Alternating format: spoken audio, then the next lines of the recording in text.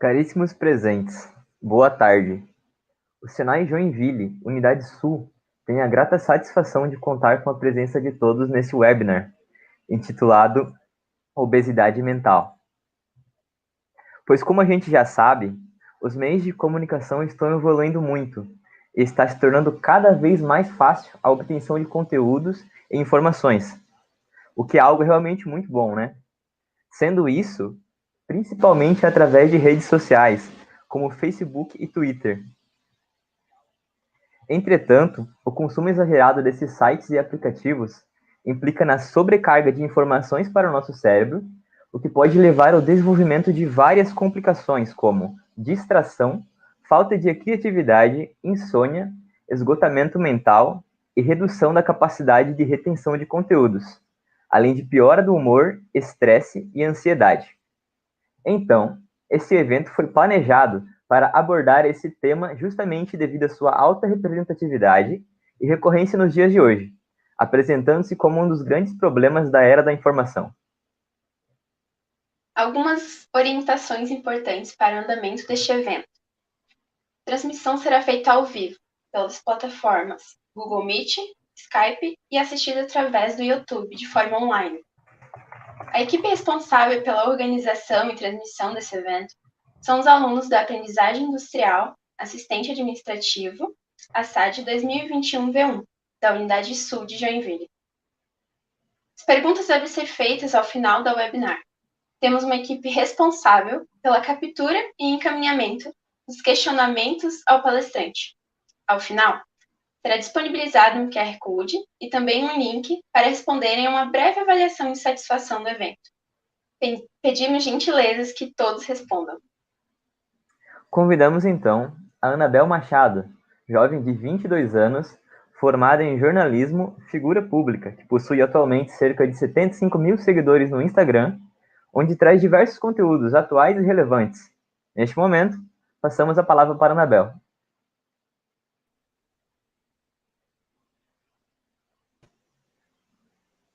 Oi, gente, tudo bem? Eu sou a Anabel, para quem não me conhece ainda. Eu tenho 23 anos, sou formada em jornalismo e atualmente, além de trabalhar apresentando um programa de TV, também trabalho criando conteúdo para a internet. Então, hoje eu vim aqui para falar um pouquinho com vocês sobre obesidade mental, que é algo que eu venho pensando, há tempo, e como criadora eu tenho cuidado bastante para não bombardear os meus seguidores com excesso de conteúdo. Mas por quê? Então, não sei se todo mundo já pesquisou sobre, já sabe exatamente o que é, né, a obesidade mental, mas assim como o nosso corpo físico incha, aumenta de tamanho quando a gente consome excesso de alimentos, com o nosso cérebro acontece a mesma coisa. Então, se a gente consumir excesso de informações, mesmo que seja sobre o mesmo assunto, a gente acaba ficando com esse problema de cérebro sedentário, que se diz, né? São termos muito atuais, mas enfim. Então, tudo isso causado pelo consumo exagerado de informações e conteúdos e a falta de reflexão sobre esses conteúdos e aprofundamento em algum tema, qualquer tema, porque a gente não se aprofunda mais em nada, parece, a gente fica no superficial, assim, no raso de tudo e acaba tendo essa dificuldade de se aprofundar. Então, mas vamos começar do começo. Como chegamos nessa situação que a gente está hoje, né, na sociedade? Eu tenho 23 anos, como eu já falei, e eu nasci em 98. E eu sempre falo que, é muito doido ter nascido no final dos anos 90, porque eu peguei uma transição muito rápida de tecnologia. Então, eu tenho 23 anos e eu me acho bem novinha, mas quando eu lembro que eu usava fita de videocassete, câmera de fotografia analógica, eu peguei o início da internet de escada, então, tipo assim, não podia usar o telefone enquanto estava usando a internet, e hoje a gente tem, tipo, tudo, literalmente tudo na nossa mão aqui, ó, smartphones, 5G, e foi uma coisa muito rápida, uma evolução muito rápida. E atualmente, aqui no Brasil, trazendo alguns dados para vocês, né? 3 entre cada 4 brasileiros têm acesso à internet, de acordo com a Agência Brasil. O Comitê Gestor da Internet no Brasil divulgou que em 2019 nós éramos 134 milhões de usuários de internet no país. Isso em 2019. Ou seja, 74% da população com 10 anos ou mais. E desses 74%, 58% utilizavam a internet apenas pelo celular. Vocês já vão saber por que isso é importante, guardem essa informação. Esses dados eram de 2019. Em 2020, como a gente sabe, veio a pandemia e mudou totalmente o cenário tecnológico, porque, como a gente diz, aumentou muito o tempo na tela, né? A gente acabou virando refém da tecnologia para conseguir realizar qualquer atividade, seja profissional, seja no nosso estudo. Então, a gente precisava da internet como meio de comunicação. Não tinha como a gente fazer as coisas mais sem a internet. E lá no iOS, que é o sistema operacional do iPhone, tem uma ferramenta que se chama tempo de uso. E nessa ferramenta, a gente tem uma média de horas que a gente usa por semana, assim, e ela dá uma média diária de quantas horas que você passou no celular. E ele divide em redes sociais, entretenimento, ele te dá os dados bem certinhos ali, uma análise. E semana passada eu estava conversando com uma amiga minha e ela disse que na pandemia, ano passado, no início, ela foi olhar esse relatório ali de tempo e ela passava 18 horas por dia no celular. Isso é muita coisa, gente. Isso é muita coisa. E aí agora a gente entra naquela parte lá do smartphone, que 58% usavam a internet só pelo smartphone, e isso ajuda muito, colabora muito para esse cenário que a gente tem hoje de sedentarismo mental, porque o que acontece? No smartphone é mais fácil deles aplicarem o algoritmo. O algoritmo quer que a gente fique mais tempo na tela, cada vez mais, e para isso eles usam algumas ferramentas que são bem eficientes, na verdade, como a gente pode ver. Por exemplo, o sistema de rolagem infinita. Então, a gente vai rolando o nosso feed, vai rolando, e parece que nunca acaba e aquilo é para sempre. Também as notificações, que é onde entra o smartphone, porque quantas vezes a gente não está focado em outra tarefa, pensando em outra coisa, dedicado a outra atividade, mas o celular está ali do lado e aí ele começa a fazer plim, plim, plim, ou acender a tela, e a gente já vai correndo para ver o que é, aí tu vê uma mensagem, daí tu responde, daí tu recebe outra notificação, aí tu entra em outra rede social, em outro site, e assim vai horas e horas e horas. Outra ferramenta que eles usam para reter a nossa atenção na tela é o online e o digitando.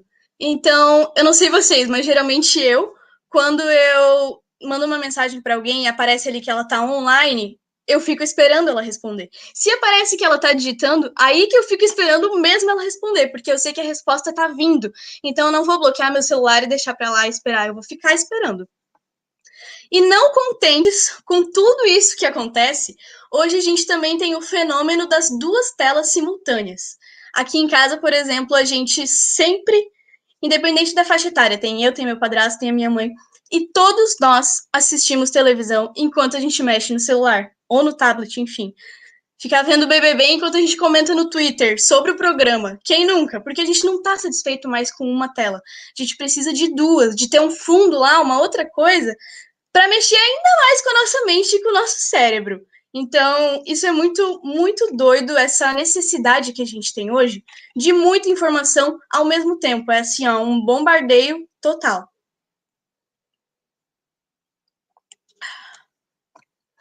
Então, agora vamos falar um pouquinho sobre o que causa, né, esse problema. Algumas das principais causas. A falta de atividades intelectuais produtivas, por exemplo, leitura de livros, atividades físicas, o consumo de conteúdos que a gente pode chamar de supérfluos.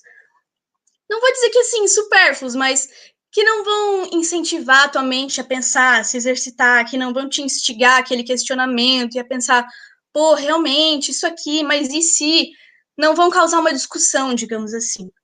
Também as propagandas e o que a gente chama de entretenimento de baixa qualidade, que não é aquele entretenimento que vai te fazer pensar, como eu falei. E também o consumo excessivo de informação no geral. Não precisa ser uma informação ruim, não precisa ser uma fofoca, mas uma informação boa, uma informação que foi bem escrita e que vai te provocar reflexões em excesso, também prejudica, porque o cérebro não consegue reter e nem processar aquilo de forma eficaz. A gente pega e absorve fragmentos daquela informação, mas não consegue absorver ela por completo, de uma forma real, assim. Então, eu acho que é bem legal a gente parar para pensar assim, poxa, que tipo de conteúdo que eu tô consumindo durante o meu dia, né? Porque a gente passa horas consumindo conteúdo, eu pelo menos. Então, pensar, isso é realmente útil? Isso é necessário para mim? Porque eu vou falar aqui, a minha palestra, né, é do ponto de vista dos criadores, e eu preciso fazer um meia-culpa, porque eu vejo muitos criadores de conteúdo que às vezes eles não têm noção ou eles não têm ideia do quanto o excesso de conteúdo pode ser prejudicial para quem consome. Então, pô, eu vejo tanta gente postando o dia inteiro, sabe os stories que era para ser risquinhos, mas ficam bolinhas? Então, posto o dia inteiro, ai, acordei, tô indo tomar café, tô não sei o quê. Sabe o que isso vai agregar para as pessoas? Isso vai ser útil de alguma forma? Isso vai ser bom? Ou é só uma coisa que tu tá fazendo porque tu precisa fazer e porque tem gente que consome, sabe? E eu também não quero culpar totalmente os criadores, mas nós também, nós criadores, somos vítimas do algoritmo. Porque eu não sei se todo mundo sabe como funciona o algoritmo, mas para um criador, ele exige que você tenha constância. Então, você precisa estar lá presente, você precisa postar tantas vezes no feed por dia, tantos reels, tantos stories, porque se a gente não tiver essa constância de estar lá todos os dias, 24 horas por dia, o engajamento desce, vai lá para baixo, ele joga nosso engajamento lá para baixo, e aí complica bastante, principalmente para quem trabalha com criação de conteúdo e depende disso. Então, eu acho que é meio que uma balança, assim, um ciclo vicioso também, e é bem complicado. Ah, mas e a saúde mental? Não, o algoritmo não liga para nossa saúde mental, nem para de quem cria, nem para de quem consome. Porque o objetivo deles é que a gente consuma cada vez mais conteúdo, e através disso, com comparações, olhando a vida dos outros, nossa, essa vida é muito melhor do que a minha, nossa, essa pessoa é muito mais bonita do que eu, e vendo os anúncios e as propagandas que eles vão jogando cada vez mais boca abaixo pra gente, que a gente é obrigado a assistir uma propaganda se a gente quer assistir um conteúdo sobre algo que nos interessa, eles usam isso como uma forma de nos induzir a consumir algum produto. Enfim, eu não sei se vocês sabem aquela frase que diz que se você não paga pelo produto é porque você é o produto. Então, teoricamente, a gente não paga para usar o Insta, não paga para usar o Face, não paga para usar o TikTok, mas é porque nós somos o produto que eles querem. É a nossa atenção, enfim. Tudo isso causa muitos sintomas, né? A gente está tratando como se fosse uma doença, e realmente. Então, na minha experiência pessoal, como criadora e consumidora ávida de conteúdo, assim, e redes sociais, enfim, eu sinto uma dependência em relação à internet, que eu estou melhorando cada vez mais, estou fazendo alguns exercícios, enfim, para trabalhar isso em mim, mas é bem complicado, porque se existe uma situação, por exemplo, que a internet cai, eu não sei o que fazer. Eu penso, tá bom, eu vou ver Netflix. Não vou ver Netflix. Então eu vou... Não dá, entendeu? A gente fica refém disso. E eu já perdi as contas de quantas vezes eu desbloqueei a tela ali pensando, vou fazer isso daqui. Só que aí eu abro, daí eu vejo que tem uma notificação, daí eu entro numa rede social, daí eu faço 300 mil coisas, menos aquilo que eu tinha que fazer. Ou quando eu já fiquei tantas horas mexendo, olhando tudo que tinha para olhar e eu não tem mais nada de novo, não tem mais nada que eu queira ver, mas eu fico indo de um aplicativo para o outro, atualizando, igual um zumbi. Eu fico assim, e quando eu me percebo nessa situação, é bem assustador. Mas então, alguns outros sintomas, como foi dito ali na introdução, tem o esgotamento mental, a distração, dificuldade de concentração, a redução da capacidade de retenção de conteúdo. Não sei se já aconteceu com vocês, quando a gente vai estudar para uma prova, e aí a gente fica horas ali estudando, e lendo, e resolvendo problema, e não sei o quê. E chega uma hora que a tua mente cansa, ela não consegue mais assimilar aquilo. Aí a gente tem que parar, porque dá um branco mesmo. A gente tem que parar, sair, respirar, tomar uma água, calma, dar um tempo. Respeita esse tempo da tua mente para ela relaxar e depois a gente consegue voltar. Outro problema também é a falta de criatividade. E isso eu tenho percebido muito entre o meu meio, que são os creators. Então, muita gente com dificuldade de conseguir ter ideia nova, travado assim, que não consegue mais gravar, não consegue mais produzir, e tudo isso pelo excesso do consumo, porque isso realmente complica a nossa vida. dificuldade na finalização das tarefas, procrastinação, que é uma coisa que eu sofro bastante também, mas estou tentando melhorar e me policiar. E sintomas como ansiedade, estresse, piora do humor, piora do sono. Esse da ansiedade, eu percebo muito porque eu já me envolvi em algumas situações, quando eu trato sobre temas polêmicos, e que às vezes ganham um alcance maior do que eu esperava. Então, quando a gente tem esse alcance, a gente tem muitas respostas, e muitas pessoas que querem dar a opinião delas. E quando isso acontecia comigo, eu ficava presa ali, eu não conseguia parar de ver o que as pessoas estavam falando de mim, o que as pessoas estavam me mandando, eu ficava horas e horas e horas, e isso me dava crise de ansiedade, não conseguia comer, não conseguia fazer mais nada, me dava tremedeira, me dava nervoso, e me afetava, assim, ó, muito fisicamente, porque eu não conseguia parar de ver, não conseguia, era viciante, assim. Então, só para dar um exemplo para vocês de como mais ou menos que funciona esse negócio de tanta informação travar a gente, se a gente vai colocar uma música para escutar, uma música de rock, por exemplo, uma música, a gente coloca, a gente tá escutando e tá tudo bem, tá claro, tá tranquilo de entender, beleza. Só que agora se a gente coloca duas músicas de rock tocando ao mesmo tempo, já fica meio confuso, como assim? Não dá para entender muito bem o que cada uma tá falando, então, se a gente coloca três, aí pronto, aí já era. Então, é mais ou menos isso que acontece. A gente consegue assimilar as informações, mesmo que elas sejam sobre o mesmo tema, a gente tem uma dificuldade de processar por inteiro. A gente assimila partes, mas não tudo. E assim como a obesidade física tem riscos para a nossa saúde, a obesidade mental tem riscos para a nossa saúde emocional. É muito aquilo que eu falei, né? Se nós estamos preparados para isso, nós como seres humanos, nós estamos preparados para saber o que 10 mil pessoas pensam sobre alguém que a gente admira, 10 mil opiniões diferentes das nossas, 10 mil pessoas que são totalmente diferentes, com outras crenças, que foram criadas de outra forma. Nem sempre a gente está preparado, né? Então, isso é uma coisa aí para a gente pensar. Uma outra coisa interessante para a gente perceber sobre isso, eu não sei se vocês já assistiram o documentário O Dilema das Redes. Quem não assistiu, assista, porque é muito bom. Mas os próprios criadores desses algoritmos, eles estão arrependidos do que eles fizeram e de que ponto a gente chegou. O Asa Raskin, que é o inventor do sistema de rolagem infinita, aparece nesse documentário e dá para ver que ele percebeu que, tipo, não tem mais volta. E também o Guillaume Chaslot, ele é um dos desenvolvedores do algoritmo do recomendados do YouTube. Sabe recomendados? Que a gente vai lá e, recomendado, mais um, mais um. E ele, inclusive, deu dicas sobre como burlar o algoritmo que ele mesmo criou, falando que o Chrome tem várias extensões que bloqueiam esse recomendados. E a maioria desses criadores desses algoritmos não deixa os filhos terem acesso à internet. Então, eles criaram uma coisa que eles não querem para os próprios filhos. Isso é bem complicado se a gente for pensar, né? Mas, enfim, como que a gente pode sair disso?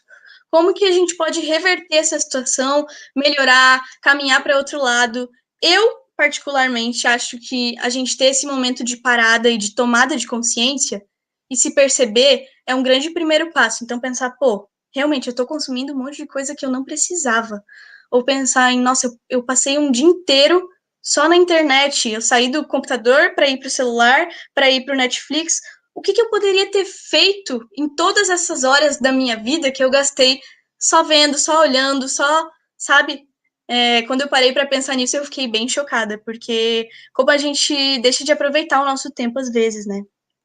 Então, uma outra dica que é interessante, que nem para todo mundo pode funcionar, mas desabilitar algumas notificações. Porque aí o que acontece? A gente decide quando que a gente quer entrar na internet e usar ela para pesquisar e para ver o que a gente quer. E a gente não fica refém de tipo, eu não queria agora, mas eu recebi, então eu vou. Selecionar melhor também o conteúdo que a gente consome. Respeitar o tempo de processamento do nosso cérebro, porque senão acontece aquilo que eu falei, a gente fica muito superficial em tudo e não se aprofunda em nada.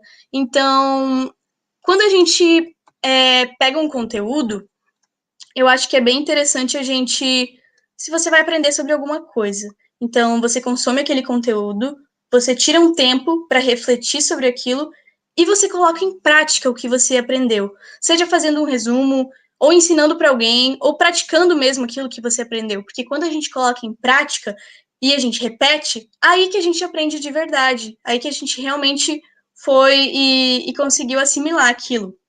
E nessa prática, geralmente, surgem dúvidas. E é só aí, quando essas dúvidas surgirem, que a gente vai se aproximar ainda mais. E outra coisa interessante que eu vi foi falar sobre a repetição. Porque eu, pelo menos, eu aprendo muito através da repetição. Então, pô, lê um livro legal, lê mais uma vez, depois de um tempo. Porque, geralmente, quando a gente vê uma coisa pela primeira vez, a gente vê de uma forma. Se a gente espera passar uns meses e ver de novo, a gente percebe coisas que a gente não tinha percebido na primeira vez. Isso é muito legal. Também, outra dica que tem é preferir os livros e escrever ao invés de digitar, porque isso ajuda no tempo de processamento. Quando a gente digita é muito rápido, a gente nem está pensando direito. Mas quando a gente escreve, aí a gente tem que se concentrar mais. Não tem um corretor automático ali para colocar as palavras já. Então, a gente tem que realmente prestar atenção. E outra coisa bem importante é a gente respeitar o nosso tempo de descanso, o descanso da nossa mente, porque a gente está o tempo inteiro ouvindo podcast, vendo televisão, mexendo no celular e não sei o quê. Então a gente precisa de um tempo para esvaziar a mente, dar uma meditada, fazer uma atividade corporal, uma yoga, esvaziar a mente um pouco, só relaxar, porque senão a gente entra em parafuso. Outra coisa muito legal é ler pontos de vista diferentes sobre o mesmo assunto. Isso vem muito do jornalismo também. A gente sempre aprende a olhar diversos lados da mesma história. Porque mesmo que a gente não concorde com aquele outro lado, é interessante que a gente saiba. Porque aí a gente sabe contra o que a gente está argumentando. É bem complicado, às vezes, furar a nossa bolha, né? Porque, não sei, a gente tem essa coisa de que é ruim uma pessoa que tem uma opinião diferente da nossa. Mas não é, porque é importante para a gente construir a nossa própria opinião. Às vezes a gente não vai concordar com a outra pessoa, mas às vezes a gente vai. Então, é muito legal que a gente tenha essa paciência e essa abertura para escutar todos os lados. Mesmo que não concordo, mas escuta. Escuta, porque uma das coisas que fala naquele documentário, que é o Dilema das Redes, é que está sendo criada uma sociedade que não quer se ouvir. Um lado não quer ouvir o outro. Não quer nem.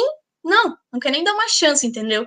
Então é importante que a gente tenha esse momento.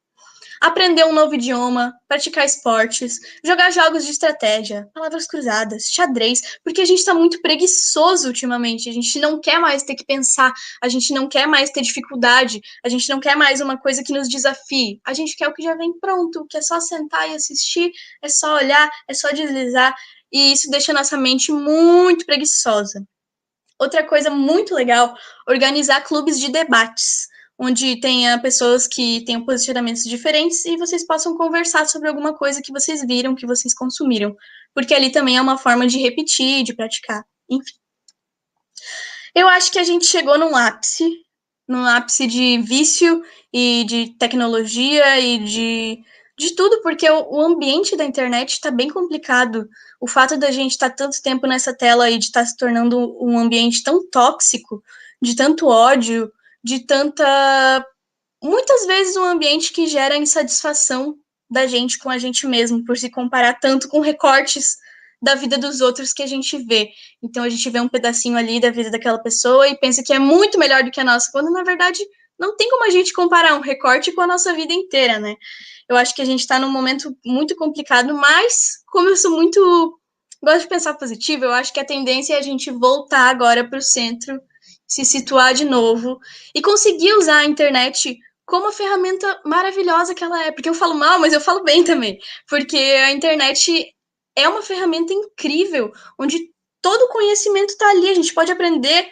Tem tutorial para tudo. Tem tutorial no YouTube. E a gente pode aprender, a gente pode pesquisar. E tá tudo assim, ó, ao nosso alcance para nós utilizarmos de uma forma muito boa, de uma forma consciente, de uma forma que vai nos auxiliar e nos ajudar mais do que nos fazer mal. Então, eu acho que tudo caminha para esse lado. Tomara, né? E é isso. Eu queria saber se vocês têm perguntas. O que vocês gostariam de saber? Tem uma pergunta aqui. Como utilizar as redes sociais ao nosso favor? Então, quando a gente vai utilizar as redes sociais ao nosso favor, a gente precisa pensar primeiramente no que a gente está consumindo. que perfis eu estou acompanhando. Então, esses perfis que eu acompanho me fazem sentir bem, me incentivam, eu gosto de acompanhar, ou só me faz sentir mal, me faz sentir que a minha vida não é boa o suficiente como a daquela pessoa, me coloca para baixo, me faz sentir insuficiente. Eu acho que isso é uma parte bem importante.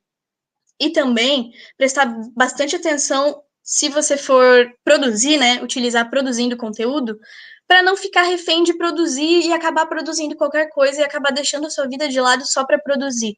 Também a gente tem que respeitar os nossos limites, respeitar o nosso tempo. Como influenciadores, a gente às vezes precisa fazer um detox, precisa dar um tempo e calma.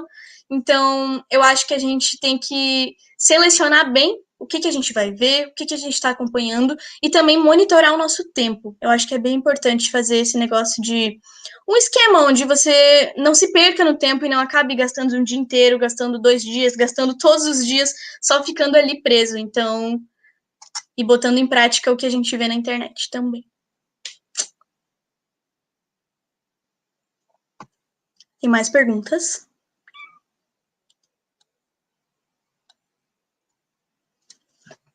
O que você acha sobre as crianças terem acesso tão cedo à internet e às redes sociais?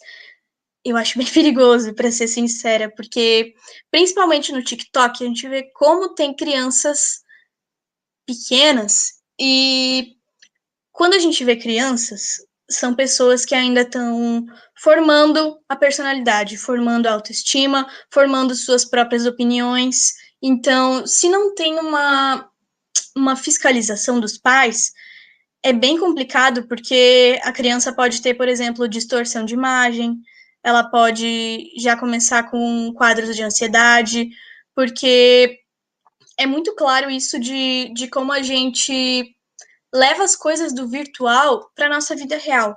Então, se a gente posta uma foto e não teve muitas curtidas, a gente acha que aquela foto não tá legal, que a gente não é bonito, que a gente não é bom o suficiente. Adultos. Então, imagina uma criança tendo esse tipo de interação já tão cedo. E também o fato de que a internet é meio que uma terra sem lei, então existem várias coisas muito complicadas que acontecem na internet, tanto situações de assédio sexual, de pornografia, de linguagens e palavrões e coisas que se tem acesso muito facilmente. Então eu acho que, ok, as crianças podem sim ter acesso à internet, mas elas precisam do monitoramento e da supervisão dos pais, porque senão pode ser extremamente perigoso.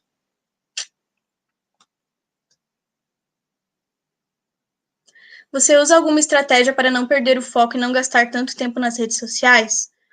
A estratégia que eu estou usando agora é de tentar colocar horários, mais ou menos, e de não levar o celular para todos os lugares. Então, por exemplo, se eu vou passar um tempo com a minha família ali na cozinha, na sala, eu deixo o celular no quarto. Porque, como eu não posso desligar as notificações, porque eu tenho a minha assessora, e aí se tem alguma coisa urgente eu preciso ver. Então, quando eu vejo que é um momento que eu não quero ficar presa naquilo, eu pego e deixo o celular de lado em um lugar onde eu não vou ver, para poder esquecer mesmo. Mas eu confesso, admito que é um processo difícil, assim, mas não é impossível. Aos poucos a gente vai conseguir.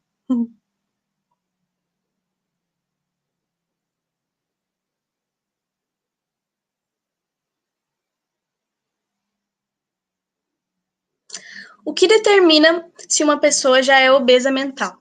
Bom, então, eu acho que alguns dos principais sintomas seriam a falta de concentração e também o fato de perceber que a pessoa é viciada e que ela depende da rede social, depende da internet para conseguir ficar tranquila, porque se ela não tem acesso àquilo, gera uma ansiedade, gera um incômodo, gera um desconforto, como se ela não conseguisse, não fosse capaz de seguir a vida dela sem.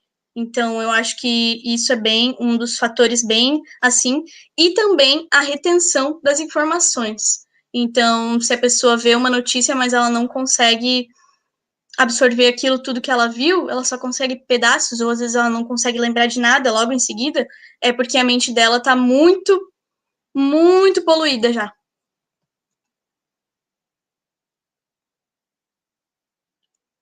Aline Rossi, eu não estava lendo os nomes de quem fez as perguntas, mas agora eu vou ler. Aline Rossi, o que você pensa sobre a positividade tóxica nas redes sociais, no viés de um efeito colateral, como sendo uma fórmula da felicidade? Nossa, eu falei sobre isso esses dias com uma amiga minha que faz psicologia, e a gente estava falando sobre como tem esses extremos, né?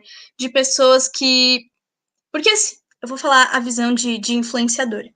Existem momentos que a gente quer trazer para os nossos seguidores só energia boa, só coisa boa. Eu não quero vir aqui, eu já tive esse pensamento. Eu não quero vir aqui quando eu estiver mal.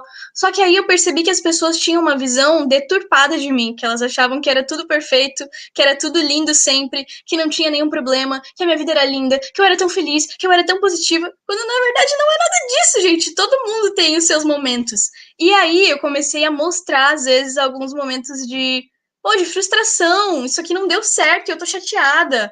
Ou então de raiva. Esses dias eu dei um surto lá nos stories porque o algoritmo não tava mais entregando para ninguém e depois do nada começou a entregar. E aí as pessoas se identificam com isso, porque elas passam pela mesma coisa. E elas percebem que não é uma coisa que só elas passam e que a vida não é perfeita. Então, outras amigas minhas também, que influenciam, começaram a fazer isso. Na verdade, já faziam antes de mim, eu acho, algumas. E aí eu percebi que eu também ficava mais confortável vendo que elas também estavam passando por problemas como eu passei. Pô, problema de produção, ai, não deu certo a luz, ai, tô cansado, dor nas costas enquanto eu gravo. E aí isso faz com que a gente sinta as coisas mais reais. Então, eu acho que essa positividade tóxica é um problema muito grande que a gente tem de idealização. A gente idealiza e a gente vê uma pessoa dizendo que é só pensar positivo e que tudo é bom e que tem que agradecer por tudo. Nem sempre a gente quer agradecer por tudo. E tá certo, tá tudo normal. Porque eu acho que faz parte. Nós nunca somos, nós sempre estamos. É uma coisa que eu repito muito. Então, não é que, eu sou feliz sempre. Não, eu tenho momentos de felicidade, tem momentos que eu estou feliz e tem momentos que eu não estou. E é isso que a gente é, essa é a realidade.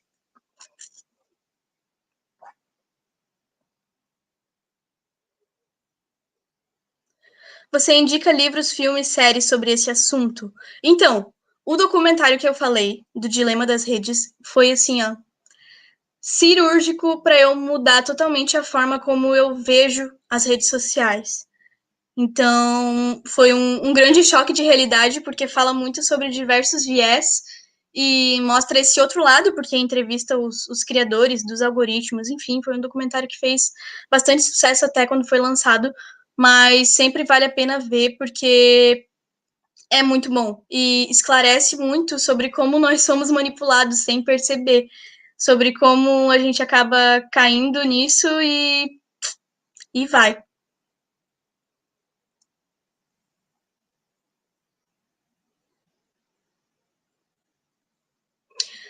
Então, gente, acho que é isso que temos de perguntas por hoje. Eu queria agradecer muito todo mundo que está assistindo, todo mundo que participou, todo mundo que interagiu, as pessoas que mandaram as perguntas.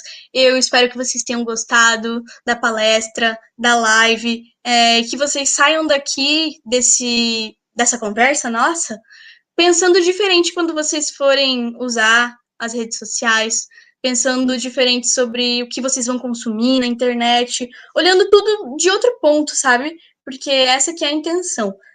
Eu tô planejando vários conteúdos aí pela frente para tentar voltar, para tentar quebrar esse padrão e tentar puxar as pessoas para um outro lado, para que a gente possa usar a internet de uma forma consciente, de uma forma que vai nos beneficiar e de uma forma que a gente não fique refém da internet, que a gente use ela quando a gente quer e use como a nossa ferramenta e que ela não nos destrua psicologicamente, mentalmente, enfim. Muito obrigada.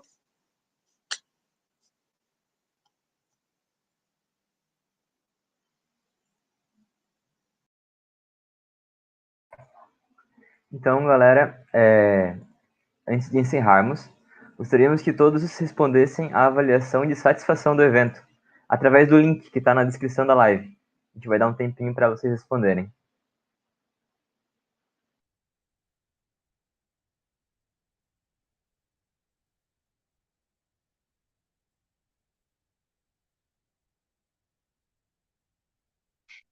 Gente, só para salientar, né, mais uma vez, que o link para responder a pesquisa de satisfação está na bio aí do YouTube, então se vocês puderem lá rapidinho, só para a gente responder e a gente vai encerrar daqui a pouco com uma fala da professora. Muito legal a galera mandando feedback. Realmente é um tema muito necessário, principalmente para gente que é jovem, que tem muito tempo, às vezes, né? E não usa da forma correta. Muito necessário mesmo.